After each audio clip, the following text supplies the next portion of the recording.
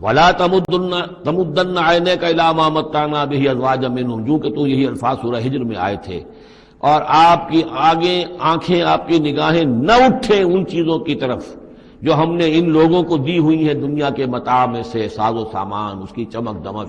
اے نبی آپ کی نگاہ بھی ادھر نہ اٹھے، مبادا کسی کو گمان ہو کہ محمد کی نگاہوں میں بھی انہی چیزوں کی وقت ہے اور قدر ہے۔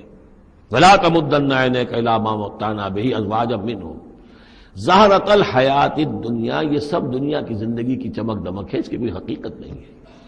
آپ تو حقیقت کے آشنا ہیں، آپ کو معلوم ہونا چاہیے کہ یہ سب نے، جیسا کہ ہم سورہ کہف میں پڑھ آئے ہیں، جعلنا ما علی الارض زینۃ لہا لنبلوہم ایہم احسن عملا، یہ ساری چمک دمک ہم نے زمین پر اس لیے بنا دی ہے تاکہ ہم آزمائے لوگوں کو کون ہے اچھے عمل کرنے والے۔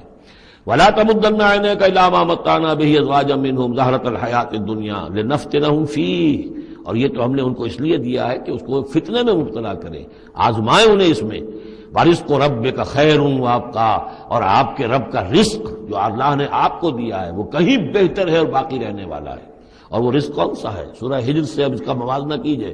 وَلَقَدْ آتَيْنَاكَ سَبْعًا مِّنَ الْمَثَانِي وَالْقُرْآنِ الْعَظِيمِ، اے نبی ہم نے آپ کو وہ 7 آیتیں عطا کی ہیں سورہ فاتحہ کی، جو بار بار دہرانے کی ہیں، جو ایک بندہ مومن کے لیے گویا کہ وظیفہ ہے۔ کتنی مرتبہ جو ہے ایک نمازی کتنی مرتبہ سورہ فاتحہ پڑھ رہا ہے؟